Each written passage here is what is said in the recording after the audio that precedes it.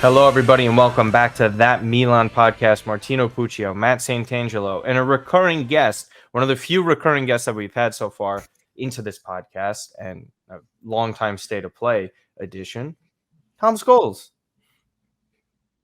Good evening. Good evening. Well, we're happy to have you on here, Tom. And usually when we have Tom on, we are actually linked to a Spurs player, but we won't talk about that today. But Tom is usually on for French football, usually discussing Ligue 1. We've had him on discussing Yassine Adli, Mike Magnan. I'm trying to think of some other Ligue 1 players that Milan have been linked to or have signed in the past. I think Openda might have been the last time we had you on here.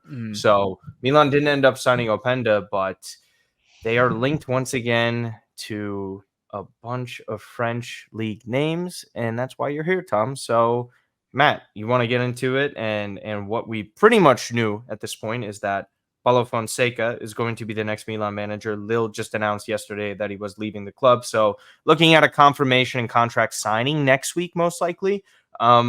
So go ahead, your initial thoughts, Matt. I know we discussed it a bunch, and then we'll get into Fonseca's time at Lille.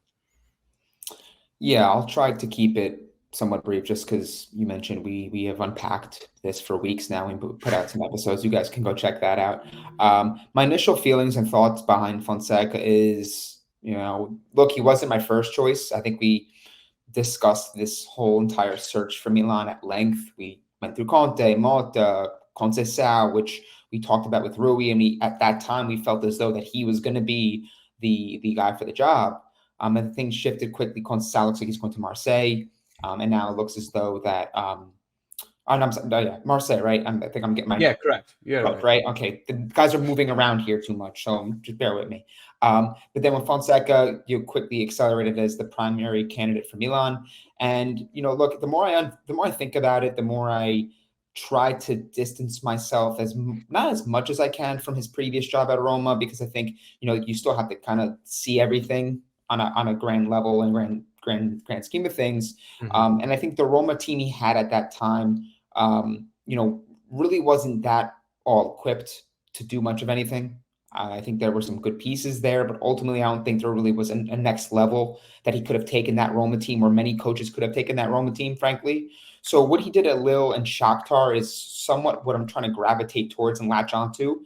I think that, the expectations matter here, right? And before we all went live here, we were talking about, he didn't win a trophy at Lille, or he didn't win anything serious. He didn't win a league. It's apples to oranges with what he's competing against with PSG. And I think given the fact that, look, this is a team that, does play pretty good football. They've been a team that is somewhat regularly floating in that conversation for Champions League and Europa League. I think that Fonseca did a pretty good job. I think what I really look for in Fonseca's Lille is what he was able to do with a lot of players. Did they come on strong? Did they develop? Does he have that behind him and that acumen to come into this Milan team and to coach up some of these younger players and players that, frankly, look, that we all know as established stars or somewhat established stars, and Rafa Leao and Fikayo Tomori and a couple others. But I think there's still levels to some of these players that have already stood out for Milan that I'm hoping Fonseca can bring to that next level, whether it be with his man management, his coaching, his tactics, all those sorts of things. So I think that my initial reaction, without looking too much into that tactical side, and that's why we got Tom here, right, is that I think there's a lot more positive with Fonseca than negative. I think he is a manager that's not very, very outspoken. I think he's a very polished individual, the way he goes about addressing things in the media. He won't be having these sort of tirades in the media, at least from what I know, lashing out on players or saying a player did this or he needs to do that. I think he's an accountable manager, and I think someone that the locker room will ultimately respect quite a bit. So I'm hopeful Fonseca will do a good job for us. It remains to be seen. Of course, he's not going to be getting a ton of money net. I think the wages are $2.5 to $2 million, which is pretty solid. What managers are getting these days. But I think that Fonseca can do a good job. I think it's just provided the fact that he gets the right guys that are catered to his system this summer. Yeah. And speaking on that time at Lille, this is why Tom Scholes is here. So Tom, there's obviously, I was telling you prior to the podcast recording about kind of the fans' reaction to this sort of signing, viewing it as a lateral move, citing his time at Roma, and how he really was in a situation where it's funny to me that Roma fans recognize Monkey as the worst director that they've had in the past 20 years, or probably in the 21st century, according to them, if you talk to these people. They freak out. They dislike what he did with the squad because we knew they were coming off some of their best seasons despite no trophy win, going to a semifinal, knocking out Barcelona in the Champions League, and how great they were in a Serie A that was dominated by Juventus and how they had all those resources and advantages over them. I would like to highlight with the time with Fonseca, just to preface this for some people and then let Tom talk about this, is that, when you lose key players like Mo Salah and all these other guys over the course of a few years, Raja Nangolan is sort of another name as well. It's hard to kind of compete at that level where Milan and Inter are resurging towards those top four qualifications again. Juventus is still very good. Napoli have been very good. It was a lot harder to finish higher like that. And Roma hasn't had a higher point total than what Fonseca had since he left. So the fact that Roma haven't replicated that Serie A success that Fonseca apparently did not have, it's pretty funny to see how that happens. And I think it paints a better picture of what was actually going on there. So with Lille, there's obviously no trophy won, but Tom, they finished 10th, and then Fonseca comes in. They have a top four finish now. Kind of talk about the expectations and what it was like there, because as we know, a lot of clubs in France operate very similar to the way they are in Italy. They don't have long, sustainable projects. They have to sell off key players quite often, and especially at Lille. Milan fans are familiar with their sort of business with Mike Maignan and Rafael Leao. So kind of speak to where Lille was at prior to Fonseca's arrival and what he was able to do at a time there. I think when you go and look back historically at Lille and Fonseca, it's a story of kind of being killed by success around them at a point in time. So I think his time at Roma is kind of overshadowed by when Mourinho comes in and then wins the Conference League and gets to the Europa League, and therefore makes his time look completely terrible in comparison. Likewise, when you think about his time with Lille, they'd won the league a few years ago with a very different style of play, with a different group of players. And like you said, it's a club that rotates players regularly in terms of they'll sell one and get another guy in. They'll sell one and get another guy in. It's the constant rotation. Kind of what you see with Monaco a couple of years ago. Yep. Kind of what you see with clubs like Ajax. And, we'll see it with Lens in Ligue 1. They qualified for the Champions League a couple of years ago. Got to the knockout rounds. Was it the knockout rounds? They got to the group stage and they beat Arsenal. Yeah. Of course, I remember that one. But it kind of their success is still tangible, still very, very good, but is diminished by what came prior to them, or in Fonseca's case, following them. What you get with him is a very controlled team. He's a manager that wants control of the possession. It's very rarely hectic. It's very rarely chaotic. He has a style of play that he wants to play. He's not wedded to a particular formation. He'll play 4-2-3-1 predominantly, but he's not afraid to go to other formations if a situation calls for it. So tactically, he's very flexible. What I think he's done is he's utilised the players they have, and they've obviously got some good players. Like, the most famous one obviously is Jonathan David, who is a fantastic player, but he's also Chevalier, the goalkeeper, has been a huge part of their, I'll say, success in quotation marks, because how you quantify success varies from person to person. But I think going from 10th to 4th is success, and he managed to utilise the goalkeeper in that way in terms of starting moves from the back. The two centre-backs will spread and essentially become the wide centre-back, I guess. The full-backs will go wider and essentially be not necessarily wing-backs, but they're closer to the touchline than not. For example, there will be a square in the middle where you get the two centre midfielders, and then two players further on to kind of maintain that possession, whereas there'll be two wide players further on from the fullbacks, so you have that space. And the idea of it is in the middle of the pitch, you have possession, you have control of the game, that you dictate what happens.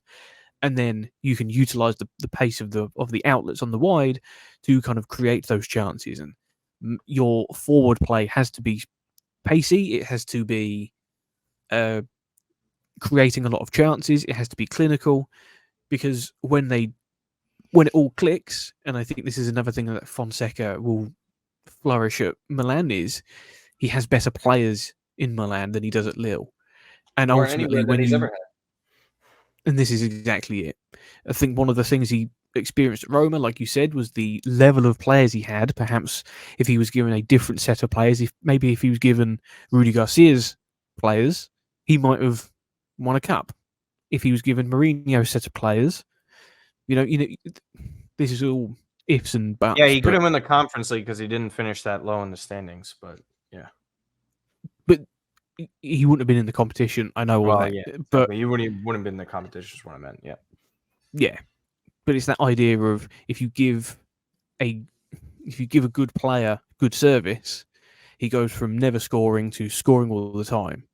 And it's the same with the manager. If you give a manager better players and he plays the same way, there's a high chance you're going to get better results. And I think that's what's going to happen at Milan. If he plays the way he did at Lille, a team that, when they were in the Conference League, were fantastic against Aston Villa in the quarterfinals, were quite unlucky not to get to the semi-finals. And if they'd have got to the semi-finals, again, ifs and buts and all of this, if they'd have got to the semi-final, they'd have been my pick to win it because they were the most cohesive unit.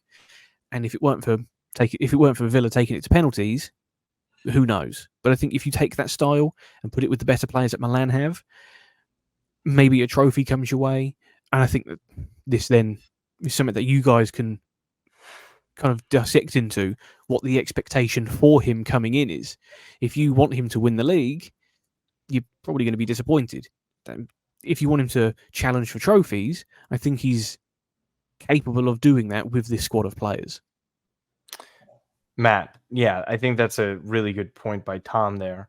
And that's probably going to underwhelm quite a few people listening too, is this squad really even in position as of today, right? And we'll get into the players in the title of the video as well. Today, are they better than Inter? How much ground can Paulo Fonseca make up? I think that's the ultimate question. And based off of what Tom is saying as of today, again, how much of a gap could be closed? I mean, I think, look, I think people also, you have to look at the entire picture here, and context does matter here. Milan didn't have the type of season that they wanted. I think it's pretty obvious. Anyone that's a Milan fan knows that better than anyone else. They watch this team. They've seen the brand of football. They've seen the failed results. They see the results they got in relation to Inter, and it was night and day. Inter were clear-cut the best team in Serie A this year. That's why they got their 20th Scudetto. The year before, it was Napoli, and Napoli were head and shoulders above the rest.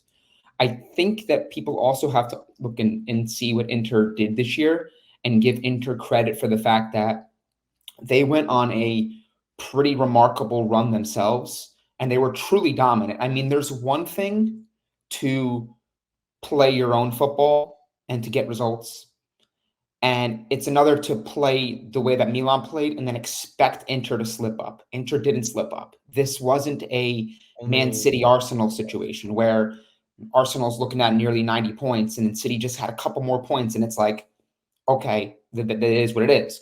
Or, Maurizio Sarri's Napoli when they had 3 or 4 points off Juventus and they just didn't win a title. It wasn't anything like that. So I think that there is a little bit of luck that does go into this. You got to be healthy. We talk about this with every single sport to a degree, right? You guys are both baseball fans. You look at baseball, right? Pitchers have to stay healthy. If the staff doesn't work out or gets injured, that can absolutely derail the entire season. Football, the line goes down or a quarterback goes down, that completely changes the complexion of your outcomes of the season. So I think that people have to, if they're trying to compare themselves to Inter and say, well, we're still behind Inter, you got to do this, we're not here, we're not there. In my view, that's the wrong way to look at it. You're not going to make up 15, 16 points in the market because Inter are already doing good things on the market. They're already going to get Zielinski. They're already going to get Taremi. They're probably going to get a couple other players. Juventus are doing what they're doing. They're active Coop miners, Di Gregorio, Calafiori, so like Conte to Napoli. So the competition is going to be there. And I'm a firm believer and big proponent of focusing on the results that you can control. And do I think that if you bring in a Fonseca and you raise the level and profile of this team with, a Zirkzee or Santos at right back or a couple other names being floated around, you control your outcomes. Do I think Milan can play better football and ultimately put themselves in a more optimal position to compete for a title for the entire season? I absolutely think they can do that. This happens with a lot of sports. They'll say, well, we're not Inter. It's like, but Milan they can control a lot on that field. The way we play, the way we break down provincial sides, the way we get up against certain opponents and play down to others. So I think that ultimately, if Fonseca is able to come into Tom's point and transmit his way of doing things, and he's able to mend his ideas and his philosophy with the players and personnel that we have currently, I think that Milan will find themselves playing a pretty good brand of football that is appealing, that is flexible, to Tom's point, which I think was a concern under Pioli the past 2 seasons, where he was kind of ingrained and embedded in one way of doing things. And when it wouldn't work, we wouldn't see much changing and much tailoring to the opposition. It would be trot out the same team and let's kind of see if we can break them down. So I like the fact that I think Fonseca brings some flexibility. There is that emphasis on the fullbacks, which I think is a very big point for us to go after someone like Santos. If it's not him, someone of similar ilk that can attack and bomb forward and give us complementary support to Teo if he stays. So ultimately, I think that's what Milan fans have to look at. Are we getting this top manager? Maybe not, but there, again, are a lot of things I do like about Fonseca as a coach. I do think that, what he's done with his Lille and Shakhtar in past years, I think that those things are very encouraging. And I do want to stress in the importance of a manager that, can motivate, but also is a good man manager. And I think that started to kind of somewhat fizzle out towards the back end of Stefano Pioli's tenure. The players respected him, but I think it was pretty obvious that the ideas started to wane and the ways of attacking and approaching teams started to become very predictable. So if Fonseca can bring his ideas and some fresh vision to this team with what we currently have, which to Martino's point, I'd agree isn't sufficient to compete where we want to compete, I think that Milan can find themselves in a good spot for the next season.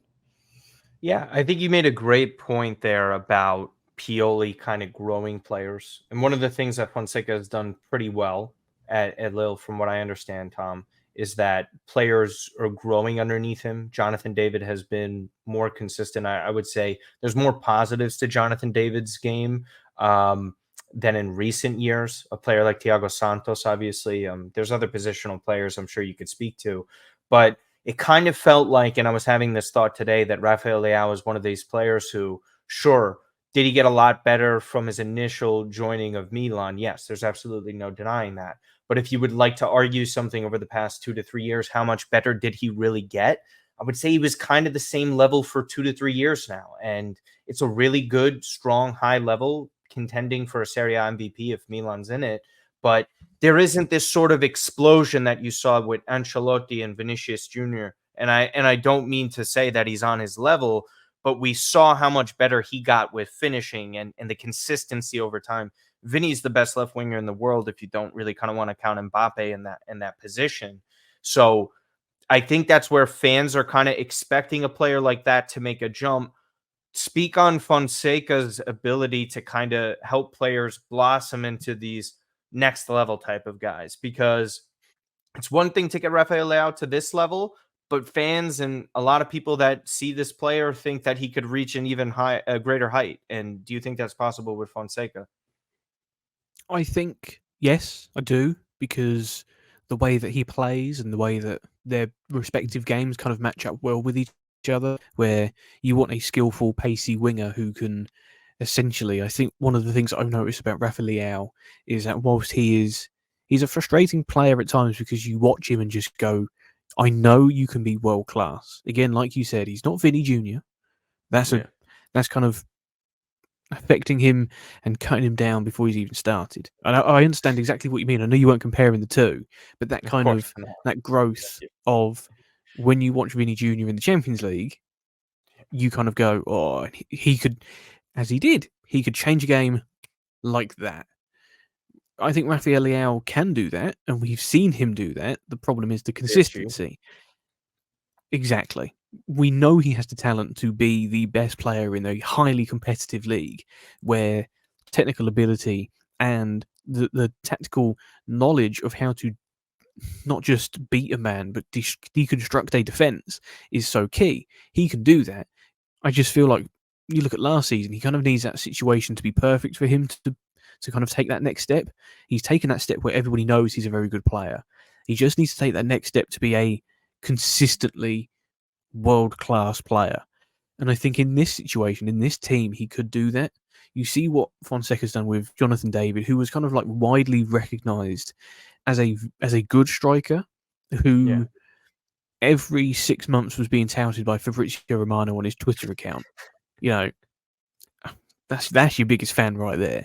But he's kind of taken him to a different level where he's not just a goal scorer now, he's a lot more involved with play. And I know the positions are slightly different, but it's that development, it's the development point where Jonathan David has gone to another level. And if he went to another team, if he went to, for argument's sake, Arsenal, to be the central striker, he wouldn't look out of place as compared to last summer, where it would have been a hell of a leap for him. And I think Leao and, you know, that kind of front line that you guys have and that could potentially have would be beneficial to Fonseca to allow to play his game. And I think coming into a job and having a player like Leao, where I feel like Fonseca will, and this might come back to haunt me, I feel like he'll look into it and kind of go, that's my guy. Every time you go into a club and, you know, you have that, I'll use the reference because I know it the best, with Tottenham Hotspur. People went into that club, Antonio Conte went into that club looking at Heung-min Son and Harry Kane as, these are my guys. I will figure the rest out. These are my guys. These are the guys that I can rely on to win me games. And I think Leao under Fonseca can be that guy, and he will go into that team going, that's my guy. That's my match winner. That's the guy that you will build up to be your superstar. I know superstar is probably harsh on him because, again, it's setting an expectation that might ruin him before the season's even started. But it's that kind of, you know, you have another level to he's exactly. He's the one that has the highest growth. He's the one that has the highest ceiling. And I think why fans get so frustrated with him is because they know he's got it in him. They know he's got that ability. And when we've seen many, many players over the years where it's like, you're annoyed at them, but you're not annoyed at them individually. You're annoyed at them not being able to deliver what you know they can do. Rafa Leao is a 20-25 goal a season winger, and when he doesn't hit that, or if he looks like he's going to fall short of that, people will then be like, he's had a disappointed season, regardless of how well he's actually played. Because they have that expectation and they know that he can do that, they will ultimately kind of be like disappointed in him. I think Fonseca will be the guy to bring him forward. We've seen with his development of David. And another player that I want to shout out is Angel Gomez, English player that's playing in France. Gets very, very little attention, but he's a diminutive midfielder, but he's turned into such a great ball carrier and the kind of guy that control the pace of a game. And the contrast with him from last summer to this summer has been magnificent. And Fonseca is a big reason as to why for the pair of them. Yeah. One of the players that have kind of been, linked to Milan now at this point, and there's another player in Emerson Royale who you're very familiar with as well. And so Tiago Santos is really kind of the name that checks all the boxes for how Milan does business. Young, cheaper, because Royale, the request is 20 million euro, which is pretty laughable at this point. It's been confirmed Milan find that too high. But Tiago Santos is more of a modern fullback who is better going forward than he is defensively. And, that's mostly what teams ask of these players these days.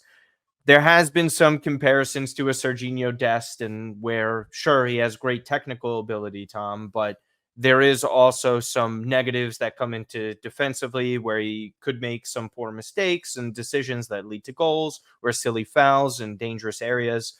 Tiago Santos, if you could just give us a full profile of who this player is and sort of like his pros and cons, and then Matt, whatever questions you have, but just the first, overall thoughts on Tiago Santos. I think, well, firstly, are you sure you don't want Emerson Royale?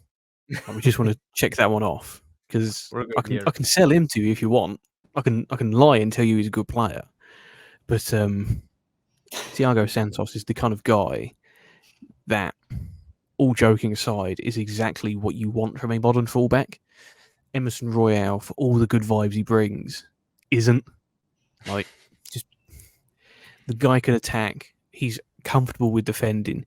So I've just, in building up to this, I did some research on Santos just to see what the vibe was around him. And he said, and this is a quote I found of him, "I can play right back. I can play further forward as well. I can fill in at centre back if I have to. I really love attacking and defending. So I think right back is the perfect position for me. I'm a player who gives everything on the field and just enjoys the game." If I'm a Milan fan reading that, I'm going, okay, yeah, we know you can attack, quality. Every right back can attack. The bit that jumps out to me is the fact that he says he can fill out a centre back and that he loves to defend. Most times when you see a fullback now, they are attacking, very good, but defensively quite poor, or the other way around. It's very rare that you get a combination of two. And whilst he's young, and whilst he's, not as experienced as maybe some other options that are out there, I think he's the kind of player that a club like Milan in this situation, with Fonseca coming in, would be ideal for. Because logically, he's been fantastic for Fonseca's Lille. If you're appointing the manager, go get the guy that you know he works with. Immediately the pair are comfortable with each other. You're not having a situation where you've gone, okay, well, what do you do? Did you not scout me? No, because I've got other things to do. Cheers, exactly what I wanted to hear. You've got two people that can go, I know what you want from me. You know what I can do. Let's get it on. And I think the con of it is his age, and that's the experience of it. But I think what we're seeing more with football now is the experience doesn't matter. A lot of these young players have played many, many games before they even turned pro, and yes, they've in their age, they're young, they're youthful, but they have played many, many games up until this point. An example of that is we'll keep it with Tottenham, we'll keep it Italian. Destiny Udogie, a guy that not many people had heard of before this season. He turns up and everybody is going, this guy's fantastic, and they're raving about him. He's still a young guy, hadn't played much football at the highest level, and then walks into a Tottenham team in the Premier League and looks immediately at home. I think Santos is one of those guys where he could just walk into this team and immediately you guys would be looking at him and going, where has he been? Why have we waited so long for this kind of player? I don't think that's trust me, we're there. We've been there. I don't think that me and Martina are in so many different Serie A chats and having conversations on all different platforms with Milan. And look, you look at Milan's right back situation, who's playing there. No disrespect to Davide Calabria, but I think that the bar is pretty low right now, where I think if you bring in Santos and even he has some growing pains, I think people will quickly start to appreciate and see like, all right, there's like another level that he can get to. And I think that Milan fans would have a little bit more patience with that. In many ways, what they did when they got Rafa and Teo and Benacer in their first year, which was all at the same time, right? And people were saying, oh, Teo, he's raw, or, he's coming from Real Madrid and Sociedad and some of these other teams, but the tools are there. Year one, Rafa, he scored some pretty magnificent goals, and everyone was like, yeah, he's inconsistent. I'm like, yeah, but he's 21. So, like, you can kind of get on board with that. And I think the way I look at Santos, again, from the little I do know, that's, again, why we brought you on. But I always try to kind of latch on to who knows the league and watches the players consistently and try to, give my own honest opinion on it. And the way I look at Santos is it would be a pretty reasonable fee. It wouldn't be something that would absolutely break the bank for Milan. However, if they do decide to wait or another club decides to wait, this opportunity won't be there next year. It won't be there in January. I think if Milan are serious about upgrading at this position and they're taking emotion out of it for a second with Calabria and his captaincy, Calabria's been with this team for almost a decade, 7 to 10 years as a starter. Like he's kind of hovering around that. Like he's been a pretty first team player for a while. So I think the jig is up with him where it's like you could kind of mask his weaknesses with, the Scudetto winning season and his grinta and all these sorts of things. But now when you start to look at it and you see who's playing opposite him and you see the quality of Teo and you see some of the quality other fullbacks and wingbacks in this position and in this area in the league, you start to see like Milan's got to address this. This has to be a priority because it's not just about upgrading on Calabria. You effectively upgrade that right side. You become a little bit less predictable. We've seen overloads shift to the left side and really make it a little more challenging for Teo and Leao to do what they do, although they've found a great job to overcome that and still put up pretty good numbers. But I think if you're able to complement that left flank with an even more balanced right flank, you're giving Zirkzee, you're giving Pulisic, you're giving those guys a little bit more luxury.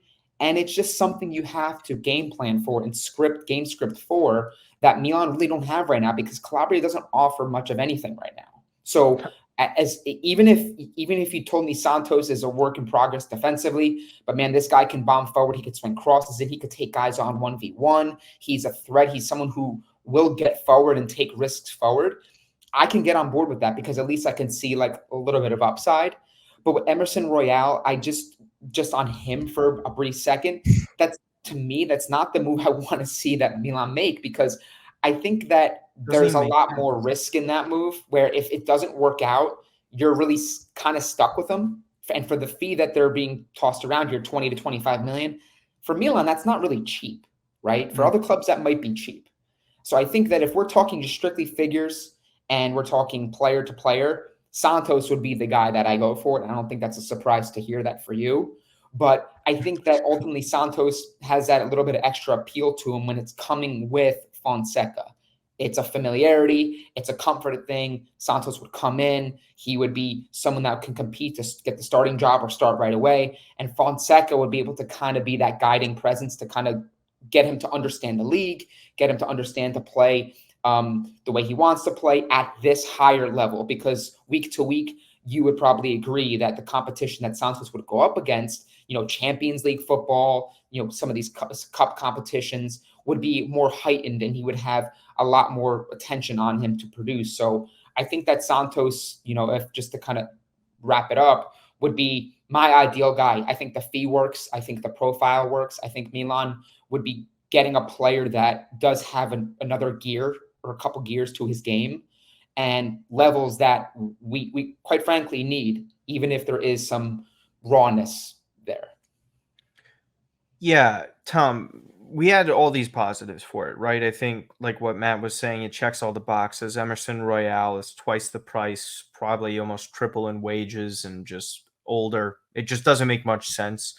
But Santos, in terms of cons, he could love to defend all he wants, but how much growth potential does he actually have when it comes to defense? Because right out of the gate, and it's again not trying to be disrespectful to Calabria, I can't even imagine Santos being worse offensively than Calabria. I think it's probably very clear that he is better than him in that regard. As far as the cons sort of go, how heavy would they weigh in a starting 11? Is he somebody that, is mediocre defensively, or is he a massive liability? I think that's the massive concern for fans because the outlook long-term, even if Calabria is staying, he has a long and extensive injury history. And Florenzi is on 1 year left on his deal. If he stays, it would be shocking.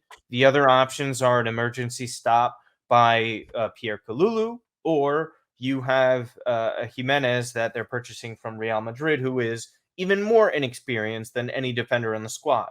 So as far as the cons go for Tiago Santos, what are they and how big of an issue could they be? I think the best thing about him is that whilst if you look at his like defensive statistics and all the analytics that come with it, it isn't exactly pleasing on the eye. But again, this goes back to the inexperience and the lack of first team football he has over the course of his career so far. Is that how does he deal with the increasing competition? Let's admit it, the step up in league, because even a lot of Liga followers and admirers will admit that Serie A is higher, far more competitive, far more better teams, far more level teams to compete up against. So how does he deal with that? He makes a lot of tackles, which to me says, as someone that spent a lot of time watching Kyle Walker do the same thing of going forward but have a lot of question marks. Again, not comparing him, but as an example of someone that would go forward but had a lot of recovery pace, says to me that whilst defensively he may not be the strongest, he has the ability to get himself out of that hole, which is when all of these teams now seems to play like this, finger quotes in the air, brave football, which is basically just attacking and hope the other team don't score with a high line. That kind of stat is now a positive, whereas 5-10 years ago, it's just like, well, what do you mean? What do you mean you're losing the ball here and you have to come and chase back? This goes against the stereotypical fundamentals of defending. But what I think it says is the guy can tackle, the guy has the pace to recover when needed. As long as you cut out any mistakes he makes that could potentially result in a chance or a goal, and again, this goes back to the familiarity of the coach. The cons that you look at is yes, he might love to defend, but he has to remember going forward isn't the only job for the fullback. It is defending as well, and if he can work on that and again play with better players, he will have better players next to him in Fikayo Tomori, in Teo Hernandez. He will be led by a manager that knows his strengths and weaknesses already and knows what to work on in order to get the best out of him for the team. That's the kind of thing that you'd be looking at. Again, it goes back to what you said, Matt, earlier about, yes, even if it is a bit rocky at the start, but you can see the idea, you can see the potential. I think fans will be able to kind of go, okay, yep, he's raw. He wasn't great here, but we can see the positives and we can take the positives more than we can go against the negatives, I think. So yeah, pretty heavy on the pros, but also with the cons, it's one of those ones where you can point out the lack of defensive, I suppose responsibility would be the best way to put it. But you can also, as long as you can have that con and caveat it with, yes, but it isn't the end of the world. You look at the alternative options.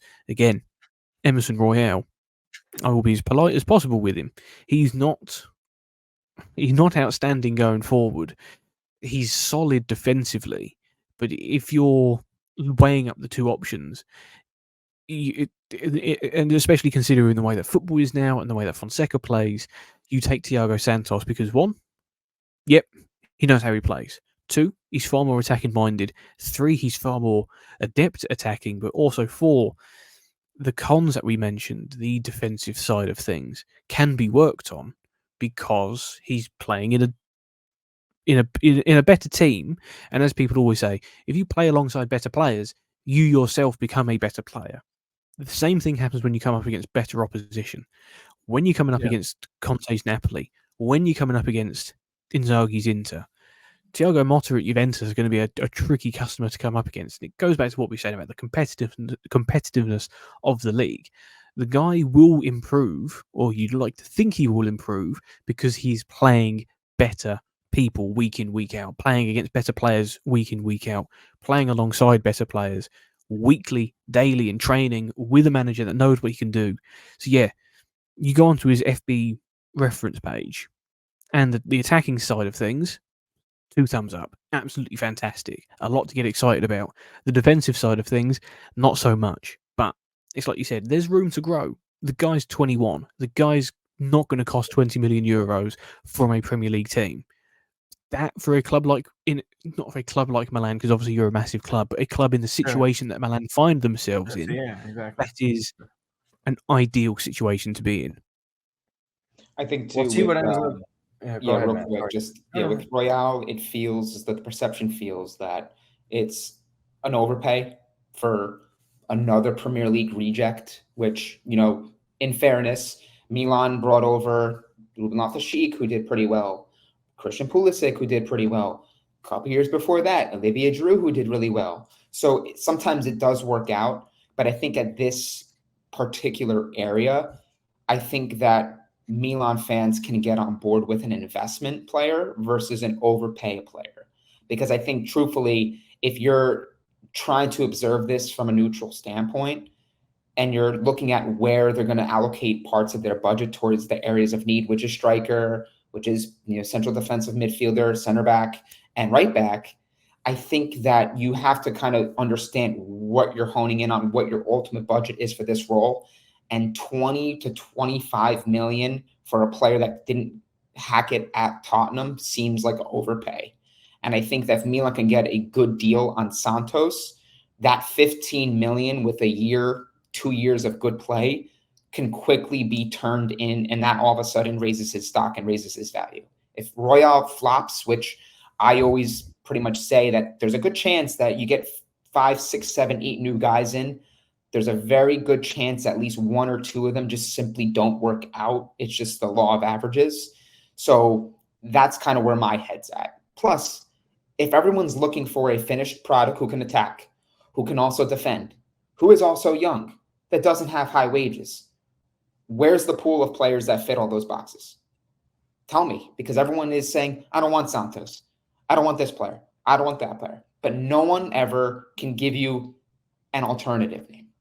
A name that's like, hey, but what about this guy? It's like, he's not going to cost 15 million. So you can forget that. So that's how I try to look at this area particularly. Yeah. I think everyone agrees with that. You're not going to get anything against Emerson Royal. Kind of just a waste of time right now. So moving on to the final 2 topics. This was kind of a little bit of a bombshell today in terms of news, because we knew Milan were interested in Joshua Zirkzee, and you really only heard from the front of how he preferred to stay in Italy, and there was some Premier League club interest. You hear it from Arsenal. Truthfully, it doesn't make much sense for Arsenal because this isn't a true up and out 9 goal scoring type of player like they would use with a Benjamin Sesko, for example. I think is a perfect fit for them. With Zirkzee, I never really bought that. And then when the reports are saying he doesn't want to leave Italy, and it's really kind of just down to the teams that could afford him and would pick him with their managers, it's really down to Juventus and Milan. With Juve, they have a really poor financial situation. They're likely to sell some of these youngsters. Sure, they're bringing in certain deals, but they're struggling to renew Federico Chiesa, for example. There's a lot of moving parts there. They probably won't have enough money to make this move anyways, because there's a 40 million euro release clause. And Fabrizio Romano and Moretto were essentially saying that Milan are letting Bologna know they are triggering that clause. And it's really just down to how much in commissions these agents want. And it seems like Joshua Zirkzee from Alfredo Padula was saying 4.5 to 5 million net for the 24-year-old. Again, we've profiled Joshua Zirkzee. We'll put the link in the description when we profiled him. He's more of a 9.5, right? He's not this traditional number 9 who is closer to goal and just trying to score. There's so much that he brings to the table in terms of his versatility as a player. He's far better on the ball than current Olivier Giroud, who he's going to be replacing in this manner. He's fantastic dribbling. He's fantastic passing. Pressing-wise, he's just a far better athlete as well, so that's a huge part in it. He's obviously far more mobile than a 36, 37-year-old Olivier Giroud. So with all of those, there's immediate pluses, Matt. However, he's not a prolific goal scorer. And we sort of talked about this a few months ago when we did our profile on him. And then, Tom, you could jump in whenever and kind of discuss how he would adapt to Fonseca's system. But the question is this sort of a low ceiling type of signing, but a high floor? Because it feels like it's a higher floor than it is a higher ceiling. Because truth be told, Joshua Zirkzee, if he scores 20 goals in a league season, it would be stunning. I think it would be an incredible year for Milan. Who knows where they would be contending for that. Zirkzee kind of feels like he falls in line with this 10 to 15 goal in the league and then probably double-digit assists, which is a great season. But what do you ultimately see with this move? I think this is a nice one, but not ultimately the perfect fit? Zirkzee's interesting. The more I think about it week to week, one week I want Sesko. I want just a ruthless guy who can finish chances. He doesn't really have to do all that much outside of that. That's what we're paying him to do. And then I go to I want someone who's technical, someone who can dribble, someone who can carry the ball from the midfield, drop in, who's not static, who can elevate the type of football that Milan fans have been yearning for. And I think I lean more so towards Zirkzee being that category of forward. What you mentioned as being, not an out-and-out 9. He's someone that can drop a little bit deeper. He can do a bunch of different things. But I look at with Zirkzee and I look, again, more of the pros. I know that people say he hasn't scored 20 goals. That's not easy to come by these days. 20 goal scorers at a young age is not easy to come by, and they're not cheap. They're not cheap, guys. Yeah. The fact that he did this in this Bologna team, very talented, yes, had a very good coach, Tiago Santos, but the fact that he was 23 years old and he was able to have that entire team and attack go through him, and a lot of the players around him were elevated because of a lot of the things that he did in terms of opening space, in terms of chance creation. I think that, Tom could even speak to this too. When we had other discussions with Josh on Jonathan David on our last episode, where Jonathan David did really grow as a forward, as a striker who did a lot of that work that maybe is similar to more Zirkzee, where he'll get to the midfield, he'll pick up the ball, he'll connect play, and do a lot of those other things that maybe don't show on the score sheet or on the stat sheet as being, whoa, he didn't get a goal or assist, so he had a bad game. But I think that what Zirkzee does in this potential situation for Milan is he's going to open up a lot of opportunity for Rafa, for Pulisic to get goals. And I think that what he maybe lacks currently in that finishing edge, because I think that is probably the biggest concern that Milan fans have with him, is that, yeah, he can do creation, he can dribble, he's technical, he can do all these sorts of things that look really flashy in these comps that are now going around Twitter every time I scroll through. I think that people have to look at the fact that he is 23 years old. The fact that he's able to score 11 goals in the league, I think 4 or 5 assists, and do it on a team and in a league where they're still growing. There's a lot of young players. You put him in a more experienced side. You put him with a coach like Fonseca, who I think can do a good job in maybe sort of replicating in many ways what Jonathan David did. Plus, you have to look at it this way too. And this is something that just came to me. 37-year-old Olivier Giroud, striker, doesn't have the legs, doesn't have the athleticism, doesn't have the dribbling ability that Joshua Zirkzee did. Yeah. He's on his way to LAFC. Great career, fantastic striker. We all know what he was offering. He scored 15 goals, and he really wasn't clinical for Milan. You're telling me a better athlete, a quicker player, someone who I believe takes penalties at Bologna, can't get 15 to 16 goals in the league? With these players around him. With these players. It doesn't have to be 20. Everyone just looks at 20. If he's getting 20 goals and he's getting 1 assist or no assists, but then you have a player who is getting 15 and 10, 16 and 9, which is what he did, I believe, in one of his years domestically at Anderlecht when he was a 19, 20-year-old. If you get 16 and 10 from a forward player, that's impressive. That's really good. In the modern game, too, the days of you being able to just roam the box, tap in goals, and not do anything else, very rarely does that work out in most situations. Ask Krzysztof Piątek. Ask many of these other strikers that are secluded in the box that if they don't get a goal, they have their stat sheet is 13 touches, no shots on target, and a 5.2 rating from SofaScore. And they have no involvement whatsoever in the game. And against these low block teams and teams that are very difficult to break down, I'm looking at you, Udinese, I'm looking at some of these other teams that when they sit there, good luck trying to find space. Good luck trying to find a half-decent chance to score.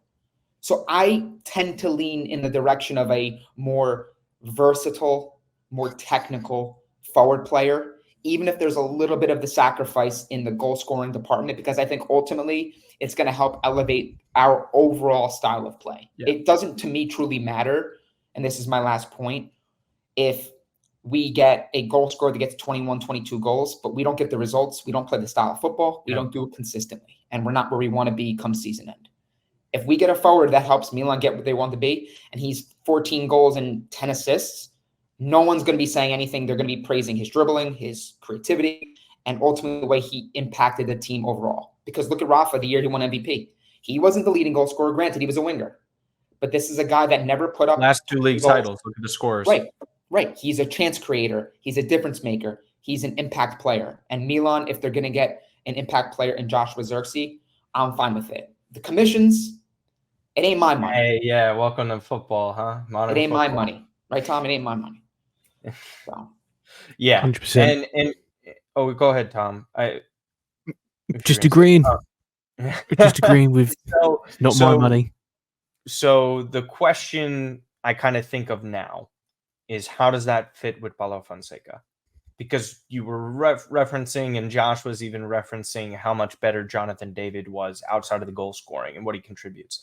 Zirkzee, and it might sound crazy, but I can't think of 2 to 3 other strikers who are better in the aspects that he's great in.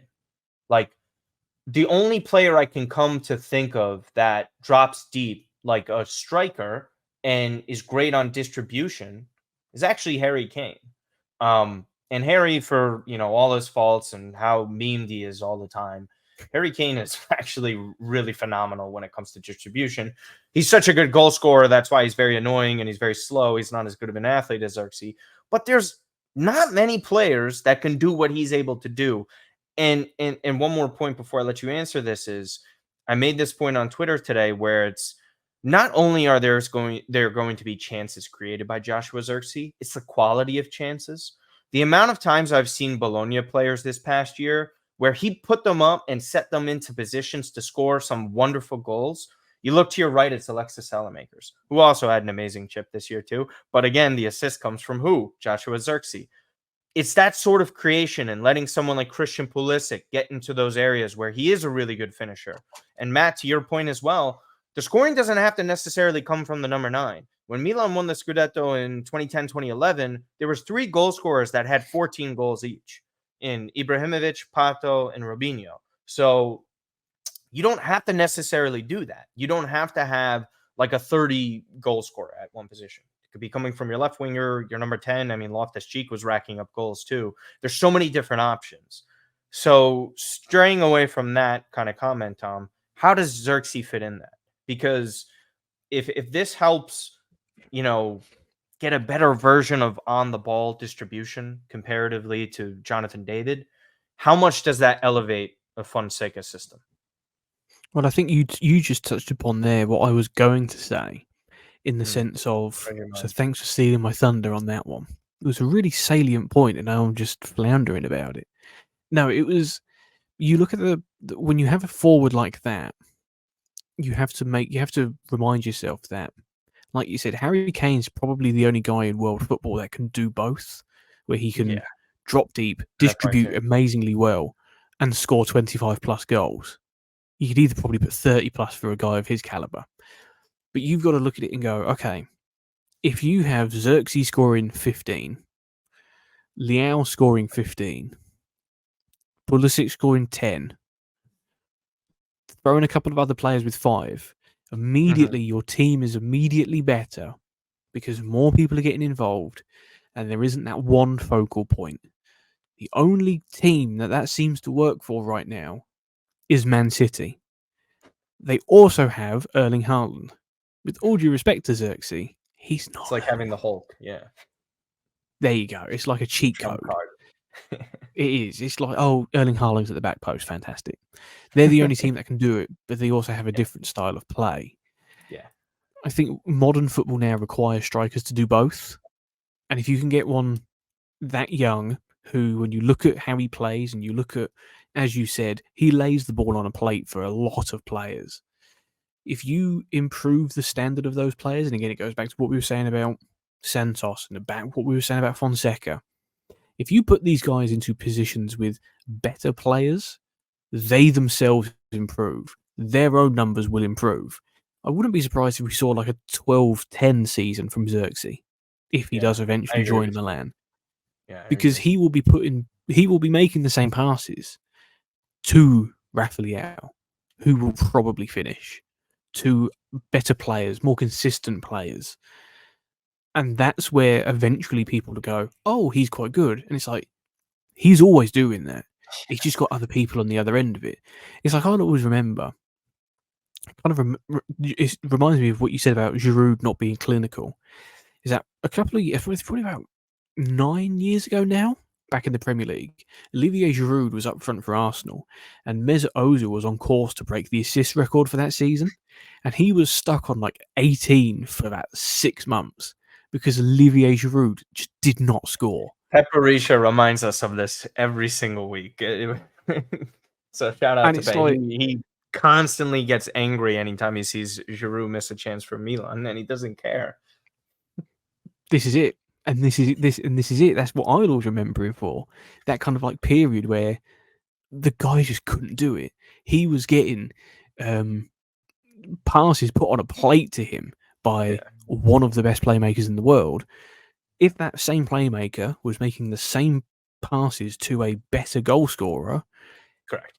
who knows what happens? And it's the same situation here, where if you put the same passes, the same playmaker, making the same balls to the same people, to better players making better runs, eventually the numbers will improve. Question for you, Matt, real quick as well. Just kind of the side point, it's great that we're talking about Joshua Zirkzee's creation, but how about the people creating for Zirkzee around him? Because now you have Rafael Leao, who is, in my opinion, besides Kvaratskhelia, the best creator in the league. Because Kvara is otherworldly. I don't really care how people troll him. He was unbelievable this year too. He just didn't have much help whatsoever. And we saw how amazing Pulisic was creating as well. I think Chukwueze is going to create tons of chances when he gets assimilated more so. Kind of the ceiling with Zirkzee, how do you see this sort of playing out? Because Rafael Leao, if the attention is taken away from him, I mean, it's going to be scary what he's able to do, and not only with the scoring, but Rafael Leao having the freedom to make decisions like that. It would be massive for Zirkzee, no?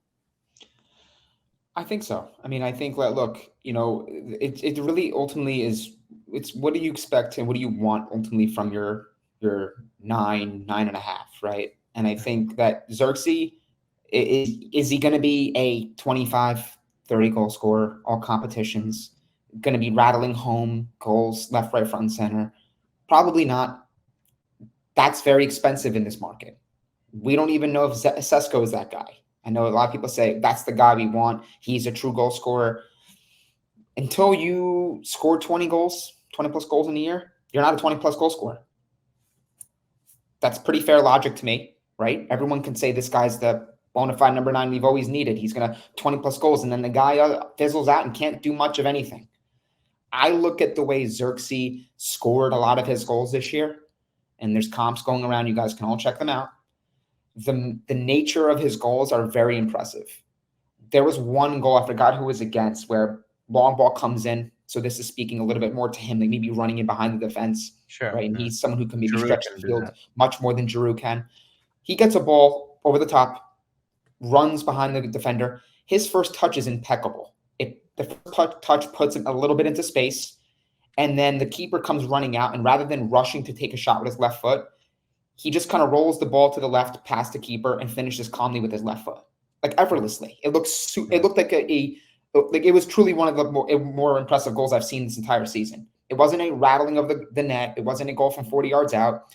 It was just kind of the manner in which he did it for someone so young at 23 in a league that can be very difficult to score in, and in that area of the field where it can be easy to lose your composure. So I look at a lot of the things with Zirkzee, and I look at the way he's able to be super technical, but I also look at the way he's able to kind of pick his spots. He'll get the ball, he'll wait, he'll make the pass to Rafa, run forward, and I can see them interchanging. I can see them combining quite a bit. With Giroud, mind you, 15 goals and 8 assists from Giroud. 15 goals, 8 assists from 37-year-old Giroud. I just see so much potential in Zirkzee in this team that, maybe what doesn't show as an explosive number season. I think to Tom's point, and I think he hits it on the head, you get 12 to 14 goals and 10 assists from that position, and you get a chance creator as a number 9. I'm talking someone who can do run in behind, can drop deep, can break, right? Counter. With Giroud, you're not countering. You're hoping he takes the ball down and gets support coming forward. Zirkzee, I think, is just going to absolutely elevate the way we want to play and that we've been trying to play. And it's a little bit more modern, a little bit more progressive. And to Tom's point, I'm going to take the word brave, right? Brave football. Going forward, being able to break down these teams and be more volume-based with chance creations and scoring goals. So I don't see, again, Martino, you asked the question of, is there a high floor, lower-ish ceiling where it's not like he's not like, whoa, he could be really bad or he could be really good. Like there's pretty much a lot of security in his move. Like the worst he'll be is what we saw last year. Right. I find it hard to believe for someone so technical and someone so gifted with his feet and both feet that he's just not going to come on and be able to raise his numbers and overall play in a team that's more equipped and has better talent top to bottom. Yeah. And you don't have to worry about adaptation to the league too, which is a very difficult thing for strikers. Speaking of strikers, as we finish up this podcast, Francesco Camarda might be Diego Maradona reincarnated. I like this kid. He is. This guy, right? So if you followed us or followed myself, I don't know how many other English-speaking people make content on this kid. I feel awkward on the amount of times I discuss him, but ever since he sort of emerged through this youth system with Milan, scoring hundreds of goals at the youth level, it's kind of, you hear these numbers get floated all the time, and you're like, okay, whatever. Plays against kids that are 2-3 years older than Matt. I'll bring up your tweet that you had out yesterday. He scores the winner against Fiorentina to win the U14 championship. He just turned 16 this year on March 10th. He's been playing an entire season at 15, essentially, in the Primavera, which is the youth league. And I'll pull up your tweet right now about it.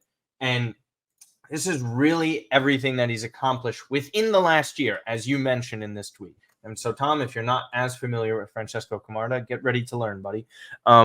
So within the last year, he's the second youngest ever player to score a brace in the UEFA Youth League, which is just the Champions League for the youth players. He became the youngest ever Serie A debutant, which we have discussed and mentioned. Tom, I'm not sure if you can see. I'm trying to zoom in the best I can.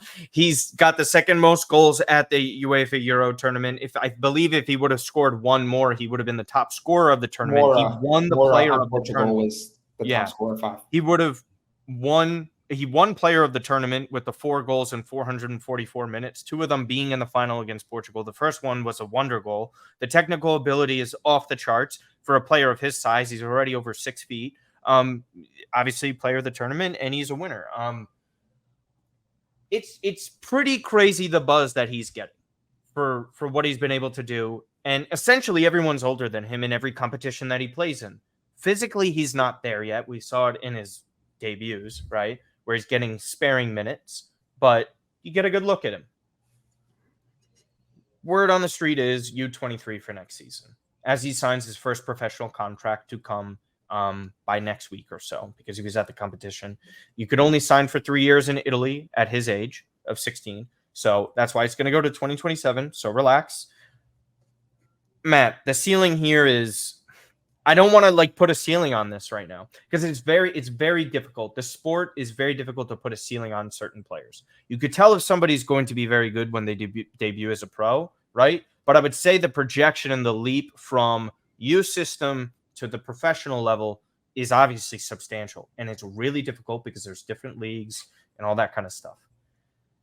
The path for him to U23, the right move for next season, right? Because this is sort of the next level, because it's in Serie C, so it would be, against professionals. It's not technically against Primavera youth kids. I think this is sort of that jump. And then, Tom, I want your thoughts and what you sort of heard in the UK about him, if you guys heard about him at all. So, Matt, go ahead first. Camarda is on the fast track. He's on an accelerated program to be a first team member at Milan. Maybe not next year, maybe not the year after that, but it's pretty evident with the way that he's moving strength from strength. He's scoring goals. The way he's scoring goals, weak foot goals with the left foot, showing a lot of the instinct and spatial awareness and understanding of the box. And the 2 goals that he scored yesterday at the time of recording in the final against Portugal were different in nature, but it really showed a couple of different sides to him and his game. and his maturation at this point. The one goal getting it behind for a 6-foot player at 16. It feels like we have GGO at the striker position because GGO was 6'5" as a 16-year-old, and everyone was like, this guy looks like he's 25, 30. Camarda calmly rounds his guy, beats his guy, and calmly finishes by the goalkeeper for the first one. Great goal in a final. The second one runs in behind, connects up with, I think it was... Liberali helped him. And rather than rushing to judgment and taking a shot on pinging it off the keeper, he calmly waits for the keeper to come out and puts it right by him, like underneath his arm or right underneath his leg. Very calmly. Like the way he's doing things at this age, I'm not saying he's going to be sure thing fire, like superstar player, but there's things that you see at a young age with players that we've seen in the past where you're like, this guy's a sure thing top player. Like there's so many different things that you look in his game and he does so many things right at such a young age. I do think that the wider time media, fans from all over, not just Milan fans, not just, fans of Italy, they're looking at this and they're asking the question and then they're begging to ask the question, is he the answer long-term that Italy have been looking for at the striker position? The Messiah. Right? They've been looking for that like star player in that position for many years. And I think because of the desperation to get that guy, that's where you're leading all this sort of like gushing about for him. I think that he still needs to keep his feet firmly planted on the ground. His time will come to be getting more regular minutes and burn with the first team for Milan.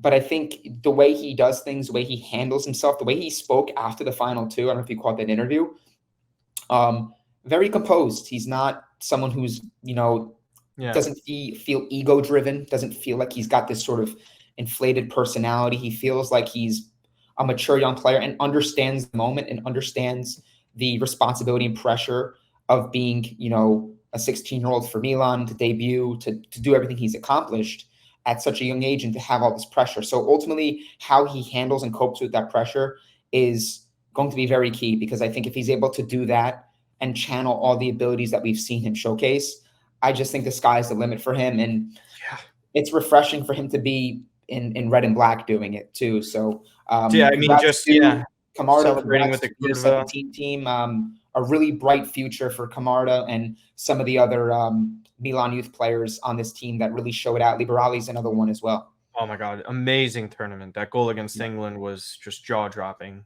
Sorry to bring that up, Tom. I'm sure you care very much about the U17s. But Liberali, Sala, Longani, and Komoto all contributing. We'll wrap up here, Tom. How much do you know about him, if you do at all? I know everything that you've just told me now. No, I remember seeing clips of the England game because one of the lads for us, Mikey Moore, is basically Tottenham's version of this guy. And there's like a clamour for him to get first team football. And it's kind of like, you got to remember their age. You've got to remember who they've come up against. And the jump is obviously massive. But to hear all of this about one player, and it's one of those guys I think that I've seen about and read on social media, but the name never sticks. Like you see them guys where it's like he played as a 13-year-old, he scored 90 goals in a season or something like that. Mukuku, I think, is the best recent one from Dortmund. 800 goals in the youth league. 800 goals in 10 minutes or something stupid like that. Yeah. And yes. And then he plays first team football, and everyone's just like, "Why have you not done this now?" And it's like, because he's an actual child. And I think to hear people gush about Camarda in this way, I hope all I'll say is I hope we win a major tournament before this lad turns up, because by the sounds of it, he's going to walk everything for you guys if he's already been dubbed the Messiah and the Savior first. Yeah. They have to qualify. But everything I've learned about the big man has just come from you. So every day is a school day. Well, there you go. One more educated person on Francesco Camarda. Again, Tom, we appreciate you so much for coming on to the program as always. We had your X account here on the bottom. You work for TalkSport. You do great work there. You're headed to see your first ever baseball game in the States from what you told me. So very safe travels. very much. Yeah. A buddy of mine at work is going to the same game as you, which is Yankees Dodgers. So pretty incredible game for you to go and see. Tons of future Hall of Famers in this game. So thanks for coming on. Anything else that you would like to share with people that they could follow you or some of your work and so on? Just the Twitter handle. I refuse to call it X because I'm I know old I school, don't guess. usually I call it know. X, but just today for Elon's cronies. But he did give me 177,000 likes on a tweet, so I can't complain too much. Fair enough. Just all I would say is, yeah. All I would say is just subscribe to the TalkSport YouTube channel. Help me out massively. We have targets to hit. Come on. Yes, that's it. You've done great work there. It's always fun to go on. Santangelo, your Twitters are there. What else do we got cooking? Probably gonna have a lot of summer articles coming out for Milan reports. Whoever will allow me to post some stuff. Time has been very difficult, so I'm hoping to get back into it and put out some content, especially with the summer transfer window being potentially very exciting for Milan. Anything I'm working on will be on Twitter at Matt_Santangelo. And also a quick shout out to 20K. Me and my brother got 20,000 followers on you guys really? I didn't even notice. Account that we started back in, I think, 2012. So we got 20K. So thank you to everyone who follows there. If you haven't followed us, please do so. And I'll let Martino plug everything else for the podcast because that's Martino work. Yeah. At that Milan pod, we do not have 20,000 followers. We have like 200 and something. So help us get to that goal. And again, just at Martino Puccio everywhere, at Martino_Puccio on Instagram. Just a bunch of different work, doing more basketball work now because kind of getting drained by the footy talk all the time. So the NBA finals are tonight. So just trying to put off the thought of that as long as I can until the games start. But we appreciate you guys so much. We plan on getting more guests in the coming weeks prior to the Olympics starting, where I won't be around for around a month or so. So again, look out for that sort of content. Anytime a big transfer breaks, we will discuss it. And hey, if a certain player from Monaco ends up joining, maybe we'll have Tom back on. We don't know for sure yet, but I've just read a Cesc Fabregas quote about where he plans on going. So once again, thank you guys so much. Like, subscribe, and comment on the channel. Other than that, see you guys later.